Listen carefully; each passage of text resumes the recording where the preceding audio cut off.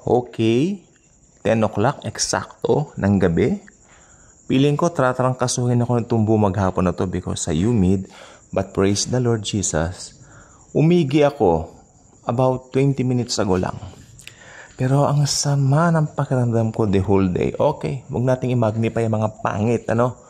So let's magnify the grace of Jesus sa bawat isa po sa atin dahil ako naniniwala meron siyang in store para sa ating lahat. Okay. So, alam po ba ninyo ang tinatawag na sistema? Ang sistema, sometimes ito yung mga sistema na, okay, let me give you an example. Halimbawa, namulat kasi isang culture. Yes. Sa culture na yan, meron kang kinamulatan na talagang ginagawa ninyo, pamilya ninyo, mga friends mo. I really don't know, but there are some vlogs here in YouTube na nagpapakita ko ano yung mga kaugalian noong 1970s, kung anong culture noon. Gustong-gusto ko pong nanonood ng mga ganyan. I learn a lot from them. Okay?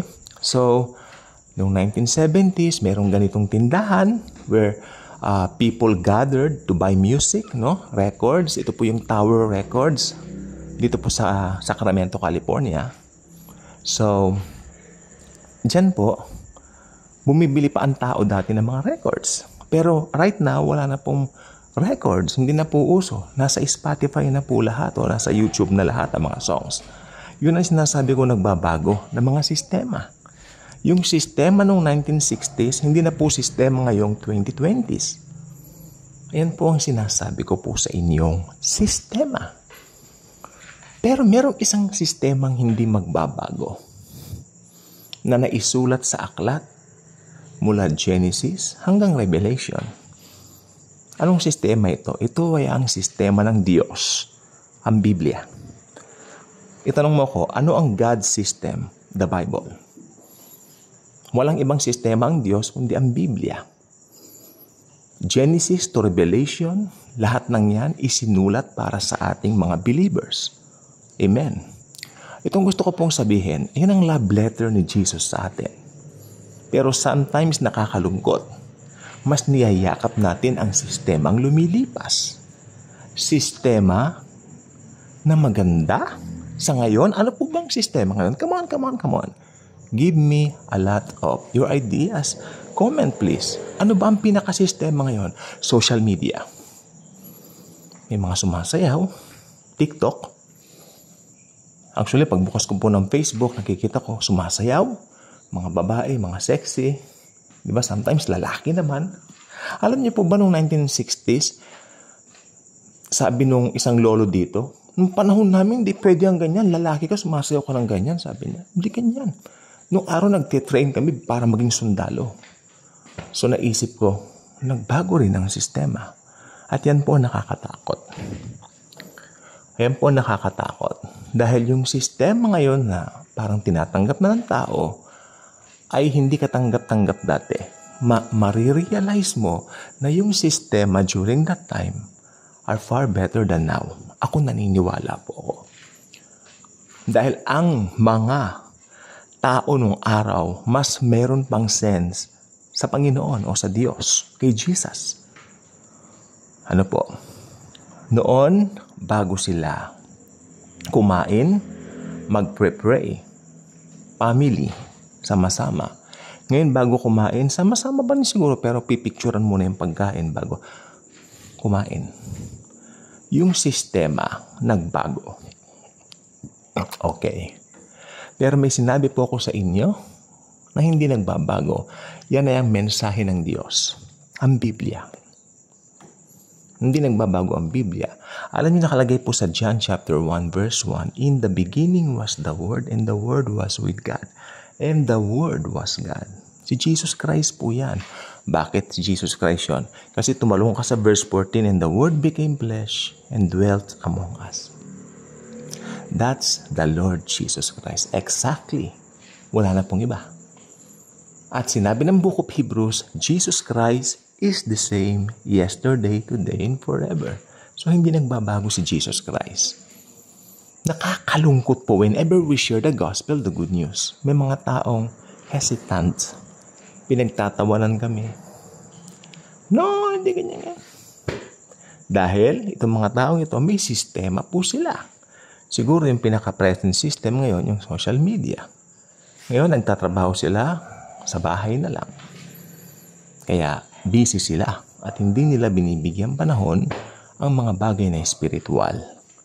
Alam niyo po ba nagiging parang winawalang kabuluhan ngayon ng mga bagay na espiritual dahil masyado silang bombarded ng mga bagay na material dito sa mundo. OMG.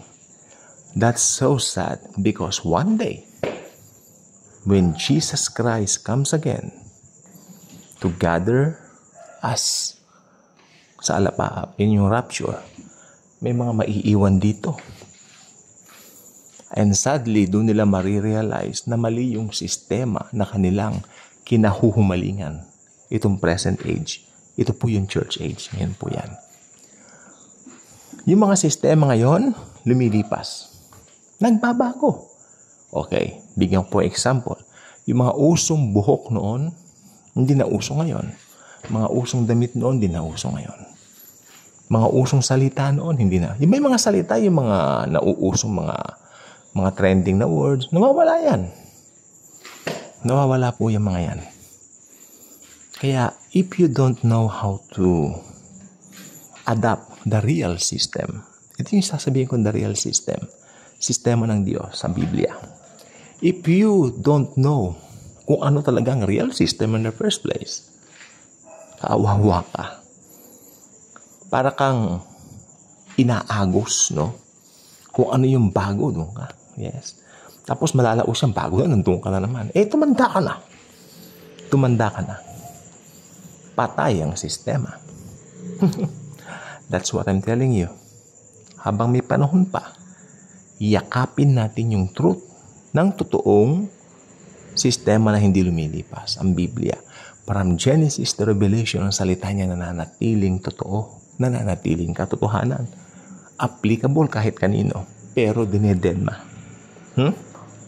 Sige.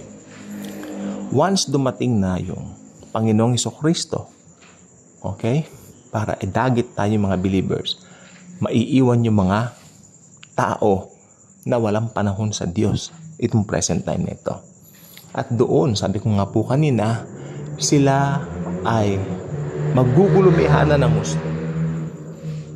Mapipilitang magpatatak ng tatak ng halimaw.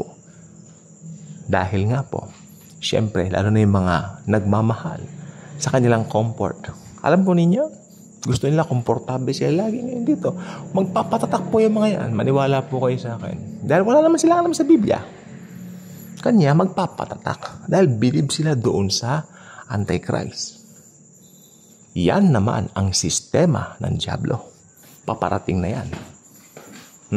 At ma-encounter yan ng mga tao ngayon na nagmamahal sa sistema ng mundong ito. Itong present age or church age.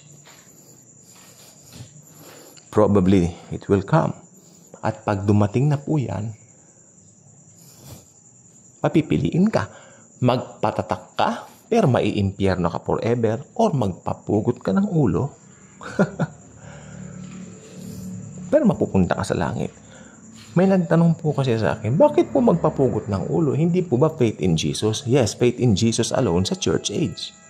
Tapos na nga po ang grace period. Sabi ng iba naman, hindi natatapos ang grace ng Lord. Yes, hindi natatapos ang grace ng Lord. Pero meron po siyang mga programa dito sa lupa na ipapatupad po niya. Meron po siyang mga dispensation.